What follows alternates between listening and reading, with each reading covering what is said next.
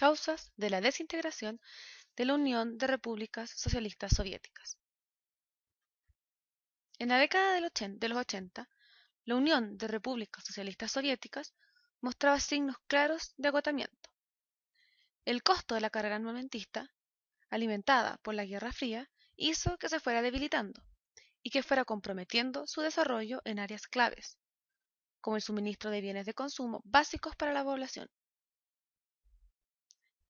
La evaluación de esta situación llevó a Mikhail Gorbachov, secretario general del Partido Comunista de la Unión Soviética, en 1985, a impulsar un programa reformista que culminó en una verdadera revolución.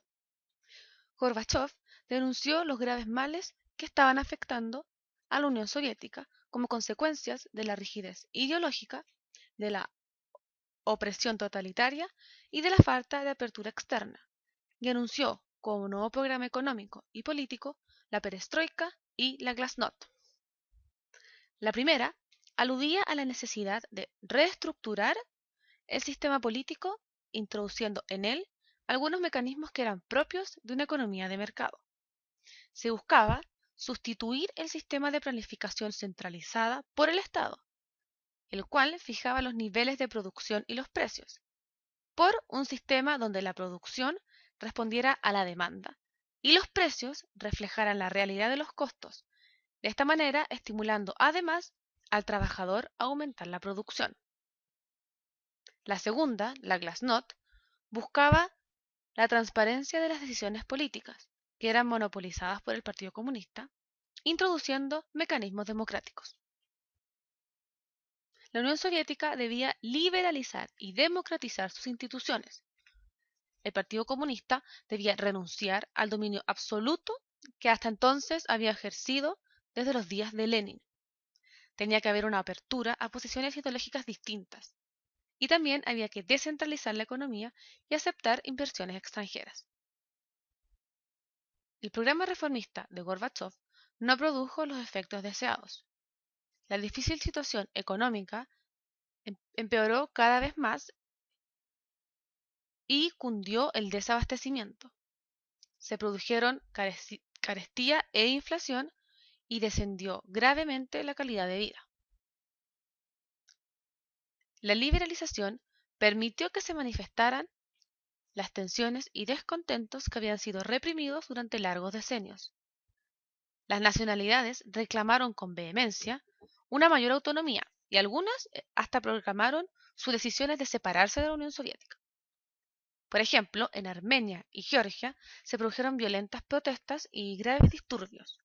En Ucrania renacieron las tendencias separatistas. Además, Lituania, Letonia y Estonia proclamaron el derecho a su soberanía y manifestaron su voluntad de constituirse como repúblicas independientes. Al mismo tiempo, también renacieron los movimientos nacionales y libertarios en los estados que eran satélites de la URSS, que habían sido sometidos al dominio comunista a raíz de la Segunda Guerra Mundial. En repetidas ocasiones, los pueblos oprimidos se habían levantado contra el dominio soviético, pero todas las veces los levantamientos habían sido reprimidos brutalmente por el Ejército Rojo. En 1989 llegó finalmente la hora de la libertad. El proceso fue encabezado por Polonia, donde el movimiento sindical libró una heroica lucha contra la dominación comunista. Y así, en el año 1989, cayó el régimen comunista en Polonia. Y por primera vez, después de 45 años, se llevaron a cabo elecciones libres.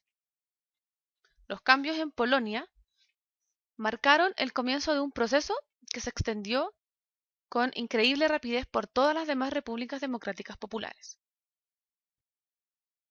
Estos espectaculares cambios marcaron el fin del Imperio Soviético.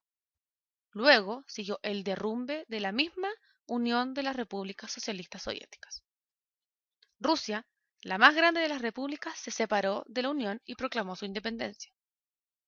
Su ejemplo fue seguido luego por Ucrania y Bielorrusia, y finalmente por todas las demás. El 31 de diciembre de 1991, Mikhail Gorbachov renunció a su cargo de presidente de la Unión Soviética. y el Soviet Supremo decretó su disolución. Las distintas repúblicas crearon un Estado nuevo, la Comunidad de Estados Independientes, en que solo la política externa y el comando militar supremo quedaron a cargo de autoridades centrales.